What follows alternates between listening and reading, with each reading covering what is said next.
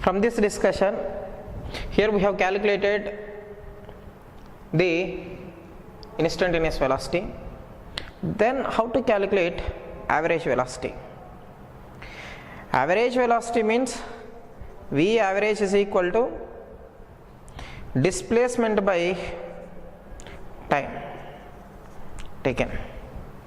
So displacement means this is the displacement, so integration V of t dt by time, so integration dt from 0 to t or from t1 to t2 means you substitute the limits t1 to t2. Next, how to calculate average acceleration? Average acceleration is equal to delta v by delta t or v2 minus v1 by t2 minus t1. So at time t1 this is velocity, at time t2 this is the velocity, so v2 minus v1 by t2 minus v2 minus v1 is equal to, you can write this, and t2 minus t1 means integration dt from 0 to t or time t1 to t2 depending on the problem.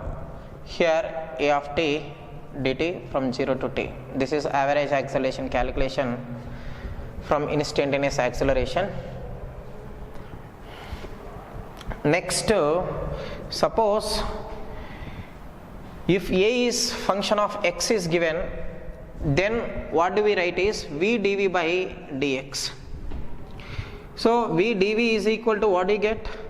A of x dx. You can substitute the limits. V dv is equal to a of x dx from some x1 to x2, or if it starts from origin 0 to x, from initial velocity to final velocity. So what you are going to get? V square by 2 from v0 to v at a distance x, that is equal to integration a of x dx from 0 to x. That means v of x whole square minus v0 square by 2, that is equal to 2 integration 0 to x a of x dx. So you will be getting velocity function of x.